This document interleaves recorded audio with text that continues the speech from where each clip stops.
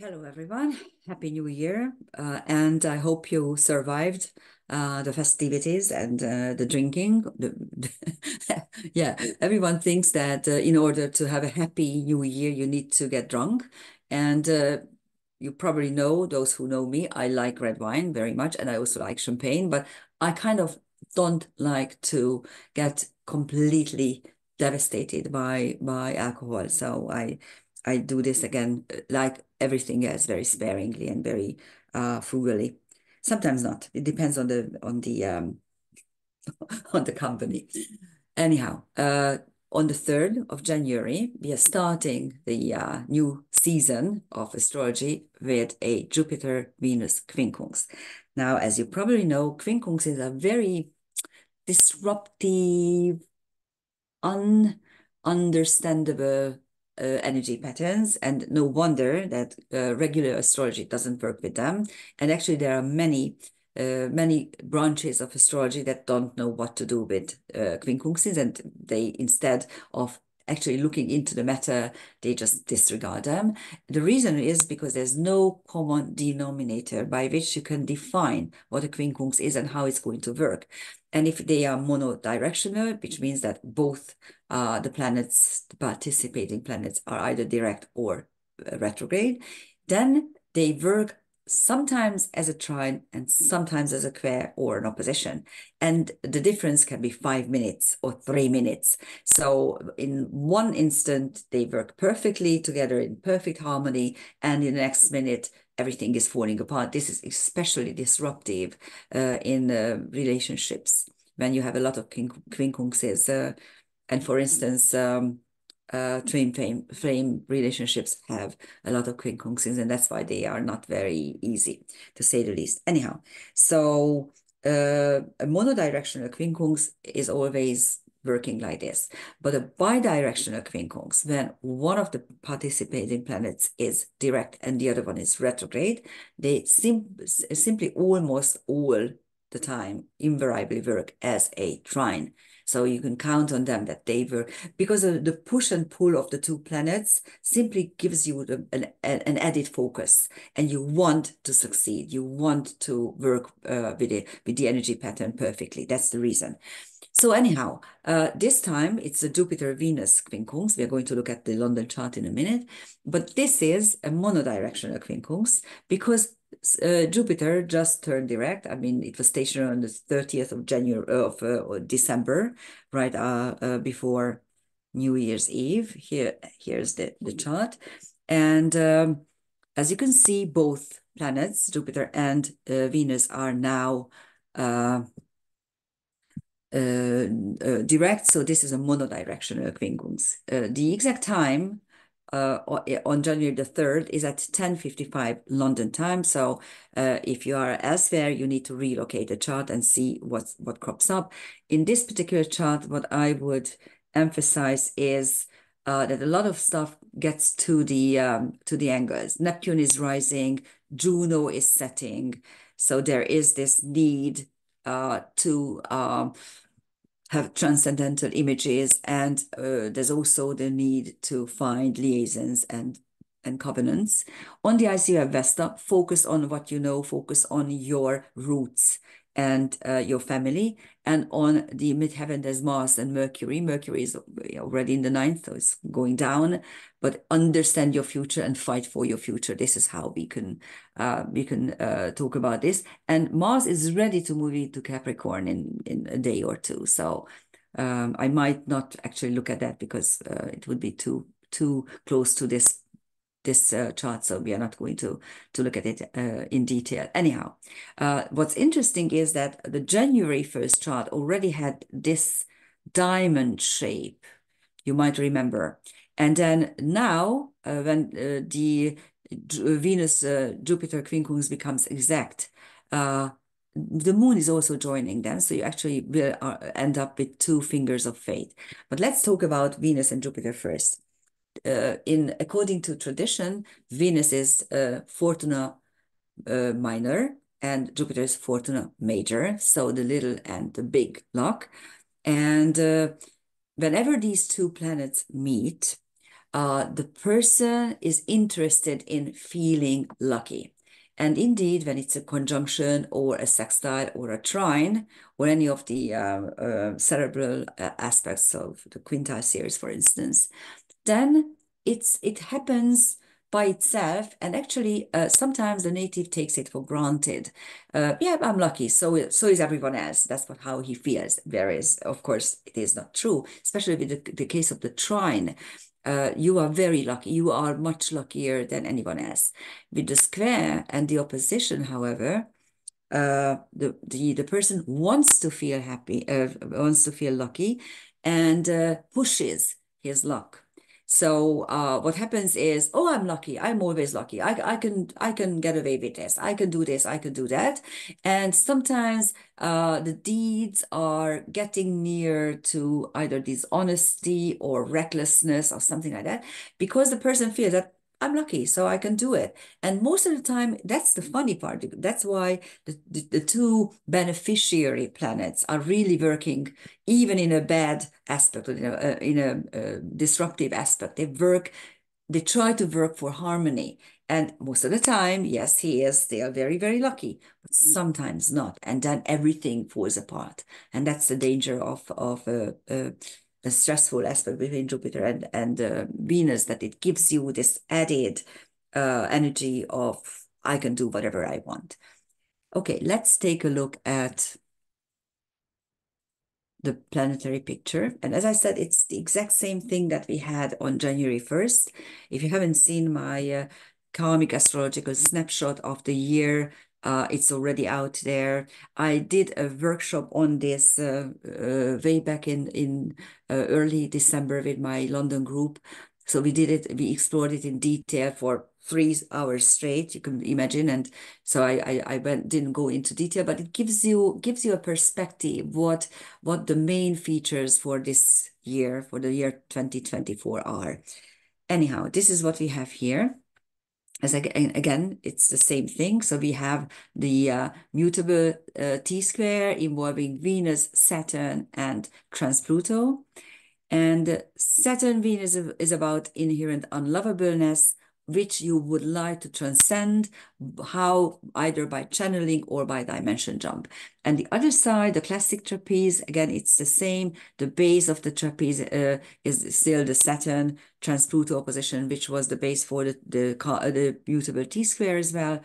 And the top of the stage where you can actually deal with the problem and you can show what you know and you can teach others or you can deliver your speech is the Jupiter Astrea sextile, which is believe Jupiter in your karma breaking and destiny changing abilities. So that is what incorporates the Venus Jupiter Quincunx. And the other, so the first finger of fate is inside the diamond cut. As you can see, Venus, Jupiter, and Astrea. So the apex again is Venus. So everything is on Venus, how you can create harmony, security, well-being, love, money. That's the key. That's the key of this moment, just like it was for the January 1st chart. And there's another finger of fate because the moon is joining this planetary picture just for a couple of hours, really. So if you give it a 2-degree orb, it's and from one side to the other, it's an 8 hour window, really. 6 to 8 hour window, let's put it this way. Okay, and here the two feminine planets, the moon and Venus, which again was they were very prominent in the January 1st chart, you may remember, because actually the moon was opposite Saturn, and now it's a sextile, so the January 1st energy is a little bit mellowing. And the queen here, the other side of the apex of this finger of fate is Jupiter. And Jupiter again is expansion and optimism and the big luck. So you have the two money planets and Jupiter here, so that's quite nice. At least this is how I look at it. Let's take a look at the transcendental objects. On Venus, you have Leto, the mother, the goddess or mother of Artemis and Apollo, the moon and the sun, the two luminaries. So she's the one who created the two luminaries. We could say that, and that's on Venus, and that suggests that you can create whatever you want. Really, it's up to you. It's your craving, your potential. On Jupiter, we still have the rest is the same as it was in January. On Jupiter you have Gilgamesh, the hero. On Saturn, you still have Gong Gong, the Chinese monster who has a human head and a snake body, and he is fighting with Zhurong. And during that fight, he is bumping against the filament of the cosmos and creates a giant hole there, and the sun is disaligned and everything is falling apart. So that's Gong Gong is disaster of cataclysmic proportions, and that's on Saturn. And we are very, very, very close to this. I mean, all we need is two crazy people pushing a button, and our world is gone. Luckily, there's Sada Melek and Fomalhaut, two brilliant stars, Alpha Aquarius and Alpha Southern Fish. Fomalhaut is one of the Persian Persian stars, royal stars, or one of the royal stars of Persia. It is providing you with luck and achievements through noble dreams. And all four royal stars have a nemesis that can cause the downfall of the human being. Although I'm not 100% sure that this is right. It's simply it's a misuse of the energy. It's not the star that makes you unlucky or unsuccessful. It is your misuse of the star's energy. So when you are escaping from the everyday chores into a dream world, yes, then it's going to work against your benefit, of course. And Salah Melek is the luck of the kings. So it's two really beautiful bright stars. And on Trans Pluto, you have this triple energy of Cleopatra, Artemis, and Horemheb, a queen who does everything in her power to save her nation, her land. Artemis, the moon goddess, and Horemheb, who symbolizes the rise from very low to very high. And again, it is your own achievement, your own potential that can provide this. Here are the further transcendental celestial objects. This is something that I do quite often when there's an important space-time moment and I want to uncover the deep layers, the karmic layers of an issue or a space-time moment. Then I take a look at what else is there at like in this case, at 4-5 degrees of the signs. And here it is. Actually, you can go to 4, 5, 6 degrees because actually most of the ones in participating it are around 4 degree, 4, 5 degree. But you can lean to the other side of the orb of the orb. And what I'm going to do now is I'm going to tell you all these celestial objects, what they mean.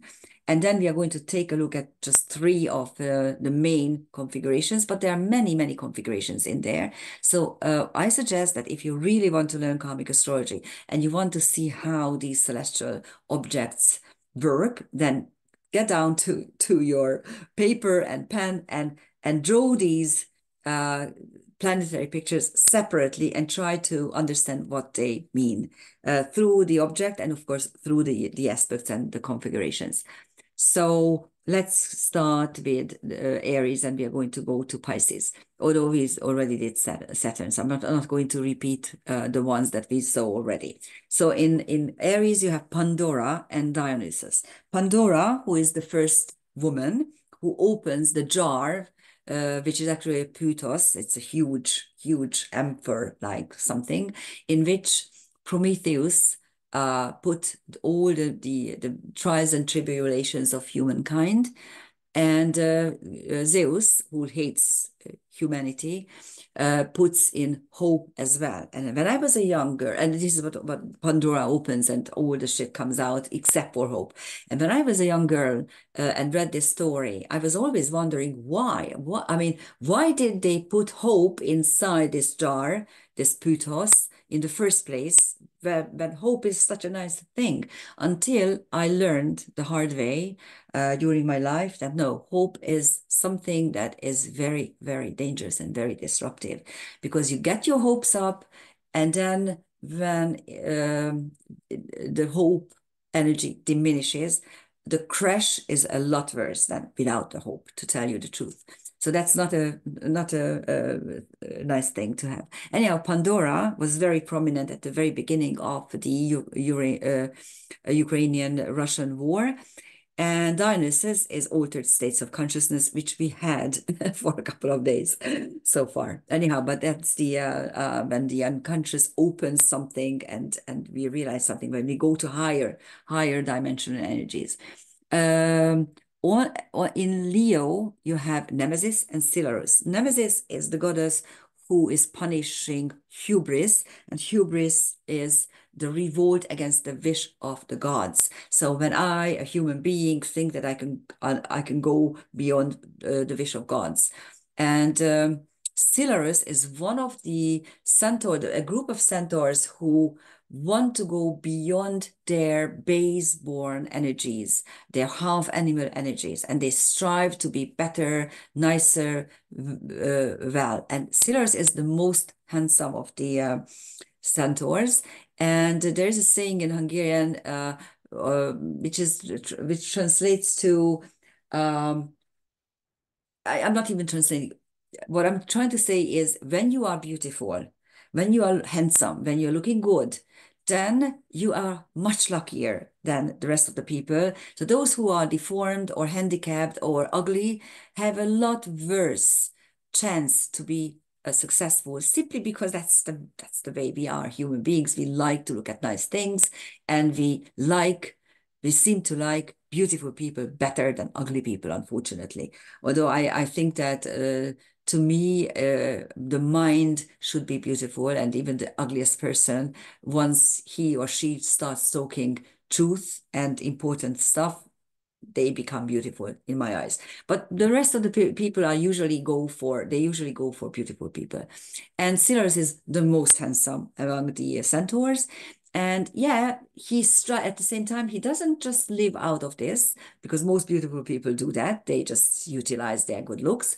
But Silas is striving to become even better. So he betters himself constantly and learns new skills and loves the arts. So that's what this centaur describes. Whether you are going to live out of your good looks, which are going to diminish when you reach the 60s, 70s of your age, or you utilize this to better yourself from the inner side as well.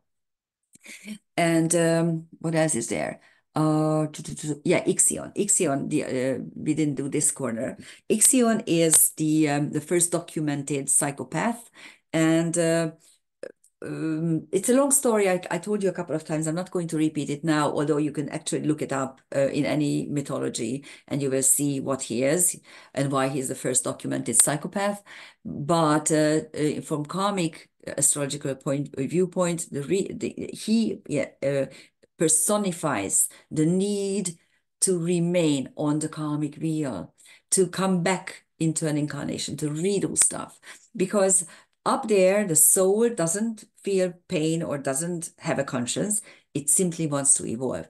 And if it feels that it didn't finish something, or there's an unfinished business, or something that he did not to his liking, then he will come back. And that's the repeat life cycles that we need, the need to come back here. And no, this is not a prison camp, my dear fellow. This is Las Vegas. Okay, this is vacation, believe me, especially when you live the way you want to live without hurting others. Okay, what I'm going to show you is the Grand Cross, the Cardinal Grand Cross, Moon, Ixion, Pandora, Dionysus, and Astrea. And this describes, first of all, cardinals mean setting out and initiating stuff. If you want to come back for unfinished business, Ixion, you need to do it with all your soul. You need to look at whatever is in the putos remained in the putos. You can do that with altered states of consciousness in order to karma, to break old embedded karma and change your destiny.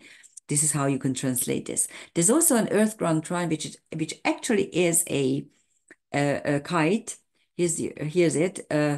Ixion, Jupiter, Gilgamesh, Austria, and it's actually it's almost a 6 point. It's not a 6 point. A two Earth grand trines and two harmony triangles. So it's actually an even more complicated thing. But that's the so it's quite interesting. Anyhow, so that's and grand trines are not very useful because they are very lazy energies, but you can utilize Earth because it's a down-to-earth energy. So, and especially with two kites moved in with Saturn at its anchor point on the one hand, and Astrea karma breaking on its other, you can actually utilize it.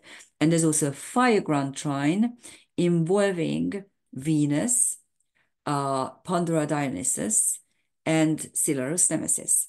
So that's another nice structure there. Okay. And you can go on and try to see many other structures within. You can grab a paper and pen, and you can actually go. You just freeze the previous slide, and you go there and you try to understand what's working there. Or but you could do whatever I did. But what I did at the very beginning of this slide, I looked at each and every TNO and asteroid, and I told you what they are, what they represent, and that's the joint energy that is occurring when you have a complex planetary picture with transcendental celestial objects. Thank you for listening, and if you are interested in 2024, please take a look at the video. Happy New Year. Bye-bye.